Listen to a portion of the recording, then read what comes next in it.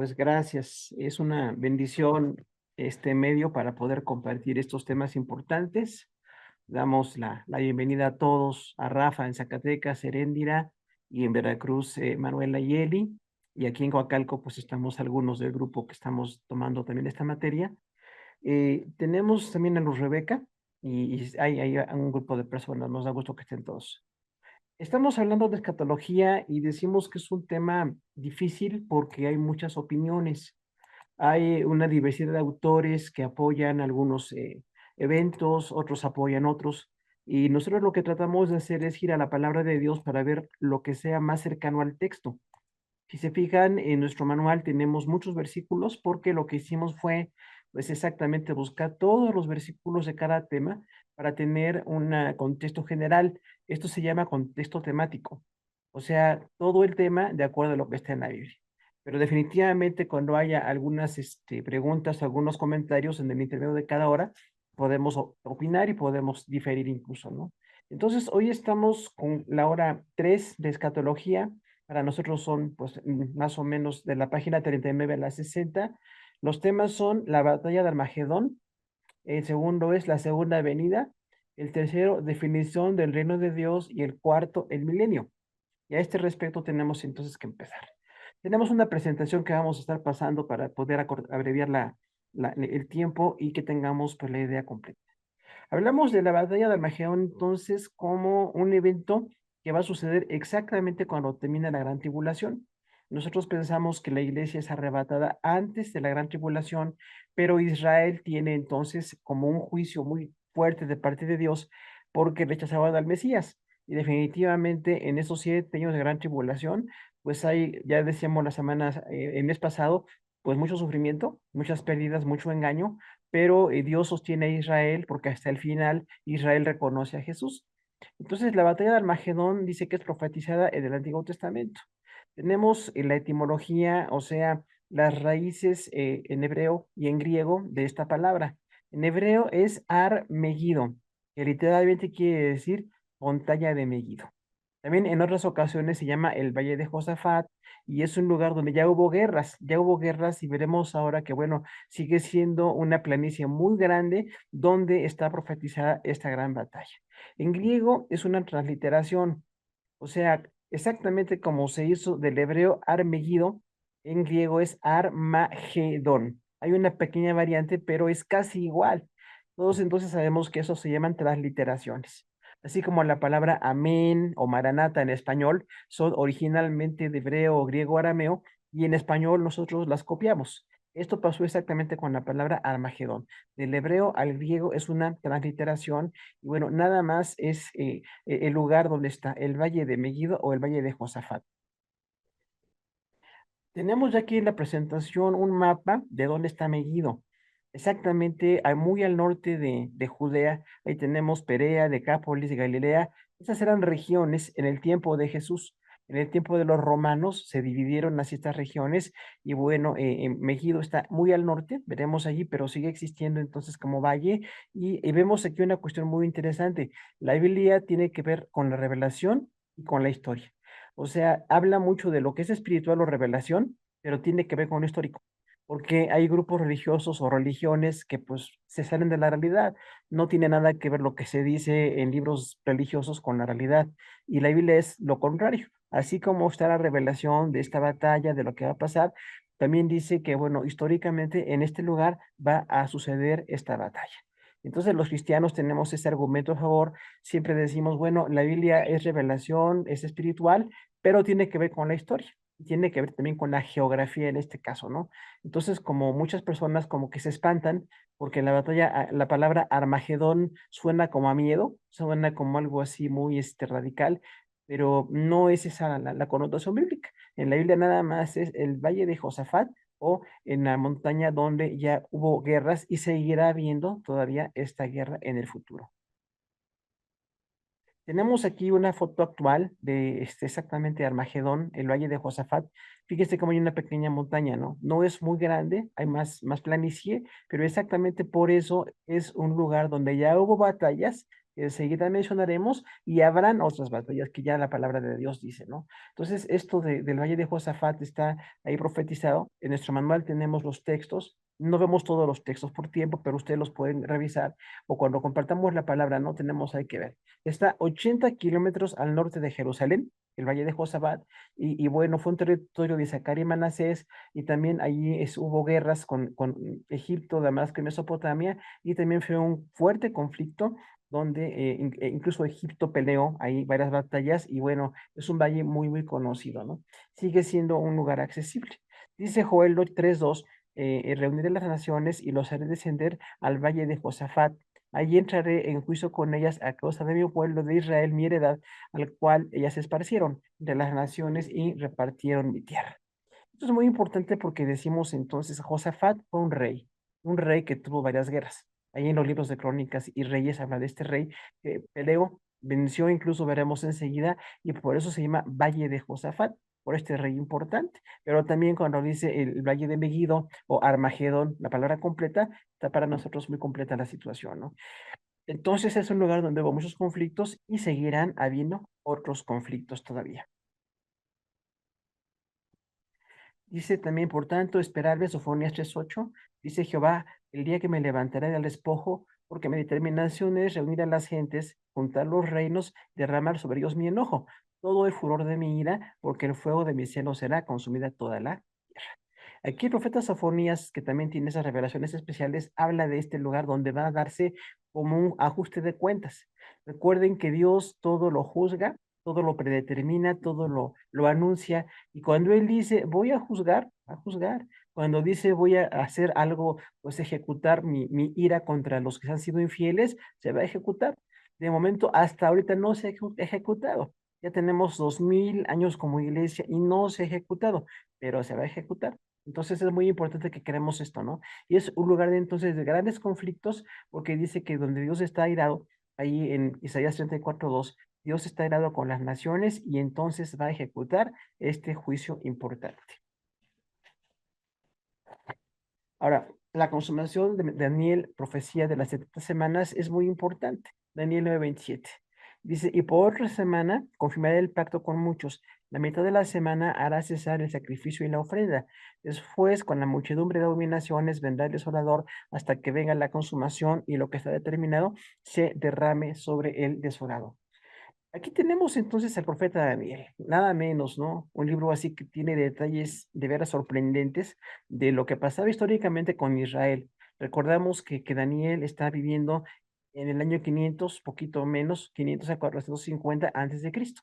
Pero no nada más habla de su tiempo, que hablaba pues de los babilonios y hablaba también de los persas, sino que Daniel tuvo tal inquietud espiritual que le decía al Señor, ¿cómo va a ser el fin de mi pueblo? Porque recuerden que Daniel no regresó, aunque bueno, fue contemporáneo de Jeremías, y Ezequiel también es contemporáneo, pero en este caso Daniel estuvo totalmente esclavizado allí, pues subyugado en Babilonia y en Persia, y no veía que Israel regresara. Por eso le dice a Dios, Señor, tú dijiste que iban a ser 70 años de juicio, casi acaban los 70 y no hemos regresado. Entonces tenemos una gran lección aquí de Daniel, que es la paciencia. Daniel pensaba que no iba a suceder, ya él estaba por morir. Recuerden que Daniel tiene un ministerio más o menos de 70 años también, poquito más, entonces está muy anciano, está muy cansado, y entonces tiene esta inquietud. Y del 7 al 9 de su libro habla mucho de estas profecías. Ahora, aquí tenemos entonces que ver con la historia. Ustedes se acuerdan entonces de Alejandro Magno, este pues emperador de Grecia que pues hizo en pocos años mucho. Realmente llevó a Grecia a ser una potencia en su momento mundial, pero era un hombre muy vicioso y un hombre con muchas otras cuestiones en lo moral, mal en su vida. Pero cuando él iba a morir, le dijo a 4 generales de su ejército que por favor continuaran la obra. Daniel, en este caso, Alejandro tenía un hijo de 8 años, y bueno, cuando él iba a morir, le dijo a los generales de su ejército, si llego a morir, cuiden a mi hijo. Sucede que sí murió, también tenía muchos vicios, era alcohólico, también Alejandro Magno, y dice entonces que cuando, la historia que cuando él murió, sus generales mataron al niño. Ahí vemos cómo a veces confiamos en el hombre, por eso dice la palabra, ¿no? Maldito el hombre que confía en el hombre. Y esto es histórico, no está ni siquiera en la Biblia, porque nada más dice aquí, confirmará y sucederá Daniel. Pero era exactamente este rey de Grecia. Y luego dice algo muy importante, dos territorios para el imperio griego eran Egipto y Siria. Lo importante aquí es que de Egipto y Siria, para poder pelear entre Egipto y Siria, tenían que pasar por Israel. Y ahí sí está en la Biblia, cuando dice que un faraón llamado Necao subía a Siria para pelear, exactamente era por eso, porque habían dividido el reino de Grecia en cuatro y había mucha confrontación entre los sirios y los egipcios. Y aquí tenemos también historia. Los sirios se llaman Seleucos o Antíocos, y hay como 200, así en 200 años más o menos, ¿no? Y también tenemos entonces a los Ptolomeos que estaban en Egipto, y tenemos ahí nada menos a Cleopatra. Cleopatra de Egipto, que es también muy histórico, era una princesa de esta generación de egipcios. Y dice entonces que cuando había pelea de Egipto y querían pues pelear con los de Siria, pasaban por Israel, porque de Egipto a Siria le quedaba al norte. Y entonces los egipcios hacían batalla contra Israel. Pero también cuando los sirios querían pelear contra los egipcios, pasaban por Israel. Entonces tenemos ahí esa confrontación muy histórica y vemos como a Israel en el tiempo exactamente se llama periodo intertestamentario del 400 antes de Cristo al 0 antes de Cristo, no hubo profetas. ¿Se acuerdan de Malaquías? A Juan el Bautista no hay profetas. Y en ese tiempo tan difícil es que Daniel profetiza. Y dice, bueno, habrá un rey de aspecto muy adusto, se refiere a Antíoco IV. Antíoco IV invadió Israel y bueno, sacrificó una cerda, imagínense, en el templo de Jerusalén y además puso la estatua de Zeus, ahí muy, pues muy griego según él, ¿no? Y entonces estaba como en una abominación, dice la palabra. Y Daniel dice, este hombre va a ser muy malo. Nada más que este es un tipo del anticristo. O sea, en el futuro que vemos ya al final de las materias, el anticristo va a ser peor que Antíoco IV. Así como hubo esa masacre, genocidio, odio contra Dios, blasfemia contra Dios, va a estar peor. Por eso dice Daniel, cuando vean la abominación desoladora donde no debe estar, o sea, esto que va a pasar. Daniel no vio exactamente históricamente lo que pasó, nosotros lo sabemos. Sacrificó una cerda, puso la estatua de Zeus y entonces se hizo como una abominación contra Dios. Y ahí surgen los macabeos. Ustedes recuerdan, ¿no? Que los macabeos era un grupo, pues, de una generación que estaba en contra de los griegos. Y estuvieron peleando, hicieron muchas, guerras y batallas. Finalmente fueron derrotados, pero de los macabeos después viene como ese interés espiritual que llega hasta los fariseos, que se llaman también los asidino consagrados, ¿no? Entonces, ahí hay historia, hay cuestiones que vemos como, pues, muy, muy triste, ¿no? Para Israel, que estarán siendo totalmente humillados, pero es por su infidelidad en las cosas de Dios. Y aplicamos a nuestra vida. Si somos fieles a Dios, Dios en medio de lo que estemos pasando va a tener bendición. Pero si dejamos de ser fieles, perdemos la bendición de Dios, ¿no? Y entonces por eso dice esas cuestiones de que una semana habla de 7 años, ¿no? ¿Se acuerdan que decía Daniel son 70 semanas, o sea, 490 años? Dice, en la semana 69 va a haber un cese y es cuando viene el Mesías. Por eso decimos, para nosotros no es casual. Jesús nació exactamente cuando tenía que nacer, entre la semana 69 y la semana 70.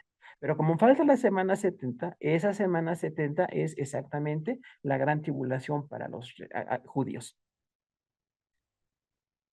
Ahora tenemos entonces cómo está escrita en el Nuevo Testamento. Mateo 24 habla mucho de estas profecías, ¿no?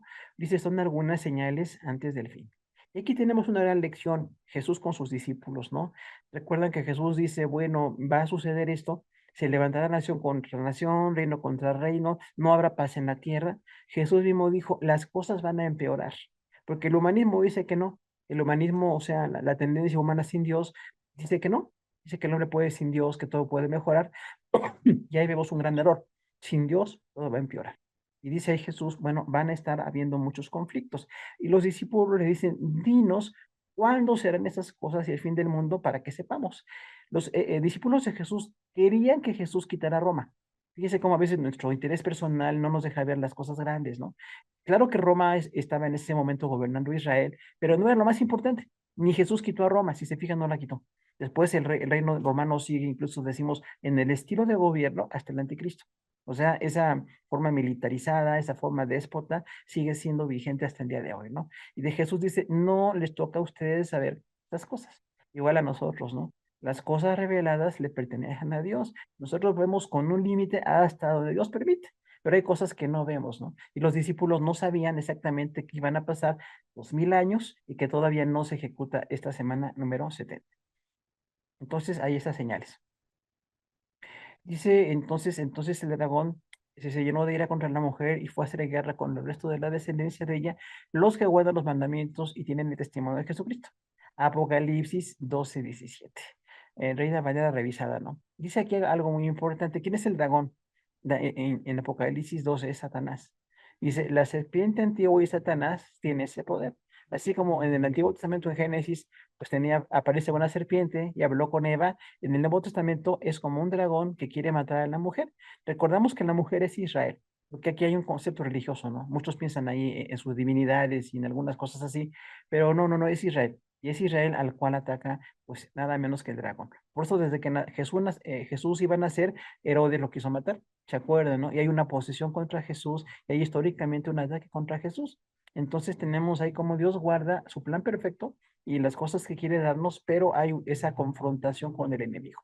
Gracias a Dios que aunque Satanás es poderoso, no es todopoderoso, porque dice ahí, ¿no? El dragón echó como un mar de agua contra la mujer para ahogarla y no la pudo ahogar. Y esa mujer es Israel. O sea, sí quiso acabar con Israel y con Jesús, por supuesto, pero no pudo acabar. Porque en el plan perfecto de Dios todavía estaba que Jesús tenía que venir y nacer y salvarnos y predicar y morir y resucitar. Y todo el plan perfecto de Dios se cumple en esto, ¿no? Entonces, por eso es que, bueno, aquella mujer de Apocalipsis 12 se está viendo el ataque contra Israel, pero este ataque continúa. Y ahora no nada más, ya Jesús no está débil, ni es un bebé, ni Satanás puede tratar de matarlo con Herodes, pero tenemos en la enemistad en las cosas de Dios, ¿no? Estamos siendo enemistados con todo lo que tiene que ver con lo satánico, con lo que tiene que ver con espiritismo, con religiosidad falsa, con el mundo completo, y nosotros tenemos que predicar la palabra de verdad. Y dice aquí algo muy bonito, ¿no? Dice, fue a hacer guerra contra el resto de ellos. O sea, el diablo sigue haciendo guerra, pero Dios guarda a su pueblo. O sea, no estamos a merced del diablo. Es poderoso, para nosotros invencible, pero para Dios no. Dios en su plan perfecto tiene el plan de cómo va a manejar las cosas de Satanás y hay una guerra contra los santos. No sé cuánto nos hemos sentido como en esa guerra, ¿no? En el mundo, la desolación, el alejamiento de Dios, pues los valores totalmente equivocados. Como cristianos nosotros somos una contracultura. Hablamos de amor en medio del odio, ¿no? Hablamos de perdón en medio del resentimiento. Hablamos de paz en medio de la guerra. O sea, todo lo que el mundo dice, nosotros decimos lo contrario. Pero por eso estamos en esa batalla espiritual con las cosas de Satanás. El mundo no nos quiere y no nos va a querer. Mientras prediquemos la palabra de Dios y prediquemos la verdad, habrá este tipo de cosas, ¿no? Pero dice, Satanás hace guerra contra los que guardan los mandamientos de Dios y tienen el testimonio de Jesús. O sea, contra los cristianos. Definitivamente es una guerra contra nosotros. Ahora, dice también que en esta batalla de Armagedón, Apocalipsis 13:7, se le permitió hacer guerra contra los santos y obedecerlos. También se le dio autoridad sobre toda tribu, lengua y nación. Y aquí es donde tenemos esta bestia horrible, que tenemos así como una mezcla, ¿no? De las cuatro bestias de Daniel 2 y 7, que dice que una era como un león, otra era como un oso, otra era como un jaguar y otra era así terrible. Esta bestia más o menos son como una combinación de esos reinos, lo muy malo de esos reinos, ¿no? Y dice entonces que en este siguiente imperio es el anticristo el que gobierna. No va a ser una cuestión religiosa o una cuestión más o menos imaginaria, es real. El anticristo va a ser un hombre que va a atacar a los judíos. Recuerdan que la primera mitad como que convence que él es Cristo. A los judíos ellos creen en él, están como en paz con él, pero en la segunda mitad de la gran tribulación, cuando todo se pone peor, dice que morirá la tercera parte de la humanidad, y la tercera parte de la tierra va a ser quemada, va a haber un caos muy fuerte en lo ecológico también y político. Dice entonces, en esta guerra del anticristo contra los judíos, parece que van a ser derrotados. Y ahí es donde vemos nosotros cómo Dios en su plan perfecto permite el sufrimiento. No se promete una vida sin sufrimiento, más bien es lo contrario, ¿no? Dice Jesús, en el mundo tendréis aflicción. O sea, sí hay algo que hay oposición en contra nuestra. Y en este momento pensamos que es contra Israel. En la segunda mitad de la gran tribulación, ¿a quién? Al anticristo. Se le permite hacer guerra contra los santos. ¿Cuáles santos? Israel. Recordemos que a veces la palabra santo se aplica a Israel, a veces se aplica a la iglesia y a veces a los dos. En este caso, por eso hay alguna confusión. En Mateo 24 y en Apocalipsis 13, ¿quiénes son los santos, no? Y bueno, ¿de quién habla? Entonces dice ahí que es contra los judíos, porque ellos rechazaban al Mesías. La iglesia, veíamos el mes pasado, estamos en el tribunal de Cristo y en la boda del Cordero. una bendición enorme para la iglesia, pero aquí en la tierra tenemos esta batalla contra Israel y dice, se le permite hacer guerra y vencerlos. Otra vez parece para nosotros muy lógico, como si Dios tiene todo el poder, permite que el anticristo derrote a los judíos. Pero es que en la derrota aprendemos. Fíjese que cuando nosotros somos derrotados o lo sufrimos, nos formamos. Porque si siempre fuera todo de bendición y abundancia, pues nos haríamos muy soberbios, ¿no?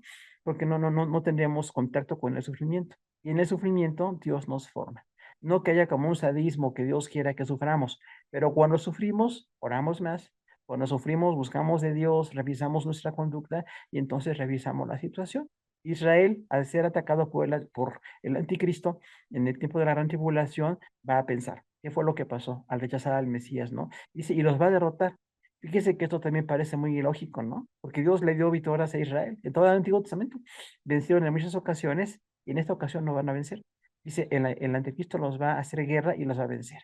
Entonces, los judíos derrotados van a huir exactamente hasta Jerusalén, al valle de Josafat. Por eso ahí está la batalla de Armagedón. Ahora, este anticristo tiene poder sobre todo tribu, pueblo, lengua y nación. Recordemos, no habla de Satanás, es el anticristo. El anticristo es quien va a gobernar toda tribu. Ahí la palabra es etnias, o sea, en todos los grupos religiosos, grupos culturales pequeños, ahí va a haber un gobierno. Pueblo es más grande, o sea, ya es como una nación más grande, ¿no? Lengua, habla de los idiomas. Recordamos que hay cientos de idiomas en el mundo, ¿no? Hay como 20,000 idiomas en el mundo y todos son importantes y bueno, esos idiomas también van a ser gobernados por el anticristo. Luego es y nación, hablando ya como países muy grandes, habrá un dominio sobre ellos del anticristo. Ahora, luego tenemos aquí entonces las copas de la era de Dios, Apocalipsis 16, el era 21, hablando de esta batalla de Armagedón, donde decíamos, bueno, hay trompetas, sellos y copas. Veíamos en el pasado, ¿no? Trompetas porque es como una guerra, sellos porque Jesús rompe los sellos desde Apocalipsis 5 que eran sellos de cera para poder abrir un documento importante y entonces Jesús va rompiendo los sellos de cera y cada sello que rompe hay un juicio. Y por eso decíamos entonces las copas que son como el veneno, recordamos que a Sócrates lo hicieron morir exactamente tomando una copa que se llama cicuta y esa copa era como un castigo para morir. La persona tenía que beber un veneno muy poderoso y moría. Y literalmente ahora dice, estas copas es como un juicio de muerte. Y también habrá de 7, porque es un juicio perfecto y es de Dios este juicio, ¿no? Y dice entonces que va a haber daño en lo físico, habrá mucho daño en lo físico en las personas, tendrán úlceras, así como en Egipto cuando lo sacaron Dios con Moisés, hay un parecido con estas, no todo, pero hay un parecido con algunas de las situaciones muy complicadas, ¿no? Y luego dice que se secará un río también y por ese río vendrán los enemigos para poder estar en pelea contra Israel, ¿no? El anticristo está gobernando. Recuerden que Satanás pues está como venciendo, se da cuenta que Israel está vencido y se da cuenta que la iglesia no está presente aquí en la tierra y entonces tiene como una victoria temporal en las cosas, ¿no? Y tenemos la marca 666 que decíamos no es tan complicado, nada más es la intención del hombre de rechazar a Dios, porque 6 es el número del hombre, ¿no? O sea, el hombre, así como la Trinidad, Padre, Hijo y Espíritu Santo, el hombre ocupa el lugar de Dios. Y pasa actualmente, ¿no? ¿Cuánta gente se sienten dioses porque son talentosos o gente muy guapa, ¿no? Muy atractivos o muy poderosos y sienten que son como dioses? El mar se convierte en sangre, y la tercera parte de los ríos también y las fuentes de las aguas se convierten en sangre, como en Egipto. Nada más que en Egipto son 6,000 kilómetros, ¿no? Lo que mide el Nilo, pero aquí no es un río grande, de los más grandes del mundo, sino el mar. El mar, una tercera parte se contamina y se convierte en sangre. Imagínense toda la mortandad de animales, todo el hedor, toda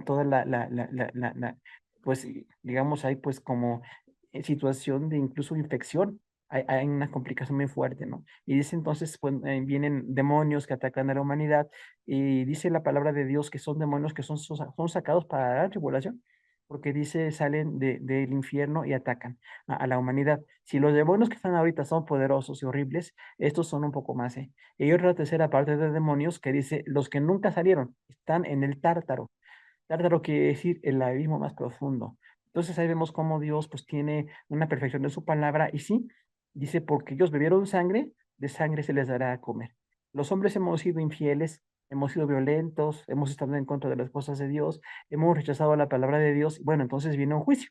Y el juicio es exactamente esto, contra Israel por matar al Mesías y contra las naciones, en este caso, por todo lo malo que han hecho en contra del Señor. Entonces es un juicio contra las naciones y tenemos ahí esta situación de, bueno, una ilustración relacionada con. Ahora dice Apocalipsis 17:14, pelearán contra el Cordero y el Cordero los vencerá porque Él es Señor de señores y Rey de reyes y los que están con Él son llamados, elegidos y fieles. Y aquí tenemos una imagen muy linda, ¿no? De Jesús exactamente gobernando. Acuérdense que en Apocalipsis, en primeros 4 capítulos aparecen 4 jinetes. No es Jesús, es definitivamente el anticristo y la guerra y el hambre y la muerte. Pero aquí este jinete es distinto porque dice, viene en caballo blanco. El parecido con el anticristo es ese, porque el jinete del anticristo, que es caballo blanco, habla de generales. Para nosotros no es así muy cultural, pero en ese momento los caballos blancos eran dedicados a los generales, una gente de alto rango en lo militar, ¿no? Y entonces el anticristo tendrá un alto rango, pero Jesús es incomparablemente más grande. Jesús es el Señor y dice es el Cordero que viene a gobernar. Entonces viene la palabra Cordero con mayúsculas, ¿no? O sea, es el Hijo de Dios, así como dijo Juan el Bautista, el Cordero de Dios que quita el pecado del mundo, ya no viene como bebé, ya no viene así chiquito o débil, ahora es el Señor tal cual es y viene para vencerlo. Y dice, el Cordero va a pelear contra el anticristo y su ejército, dice que serán millones de personas. Cuando esto se dijo, parecía imposible, porque no había millones de personas en el mundo entero. Pero ahora nos damos cuenta, ¿no? Dice, vendrá un ejército de 200 millones, o sea, ahorita es muy posible. Ya con los miles de millones de personas que hay en el mundo, pues sí, se puede juntar un ejército de ese tamaño. Y dice ahí la palabra de Dios, entonces habrá esa batalla contra Israel. Y 200 millones y el anticristo y mucha acción demoníaca contra Israel.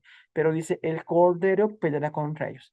¿Se acuerdan que la batalla de Armagedón termina cuando Jesús llega? O sea, no es que Israel va a vencer o tendrán el poder, dice, llega Jesús. Y viene el anticristo pensando que vence con ese ejército enorme y viene pensando que acaba con los judíos y pasa lo contrario.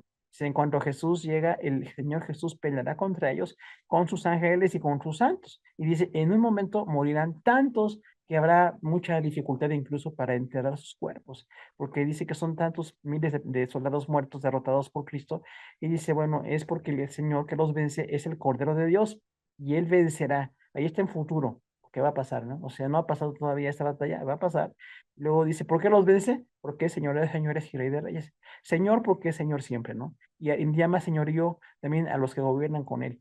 Por eso dice que gobernaremos con Cristo porque nos da autoridad. Veremos esto del milenio, ¿no? Nos da una autoridad temporal o parcial, pero Él es el superior. Y luego Rey de Reyes también, porque es el Rey pues, más grande que pueda haber, ¿no?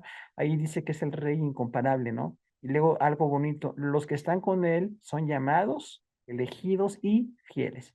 O sea, habla de la iglesia o Israel ya redimidos, resucitados, vienen a esta batalla y los que están con Cristo son estos, llamados, ¿por qué? A la salvación, llamados a la consagración, llamados a las cosas de Dios. Recordemos que somos llamados, Dios nos llama y la doctrina del llamamiento es muy importante. Dios nos llama a cosas grandísimas, ¿no? Y luego dice elegidos, o sea, es así como muy seleccionados, no porque nosotros tengamos cualidades especiales, sino porque Dios pone cualidades en nosotros, elegidos por esto y fieles. Por eso decimos la fidelidad, ¿no? Tenemos que ser fieles y si somos fieles, heredaremos la corona de la vida.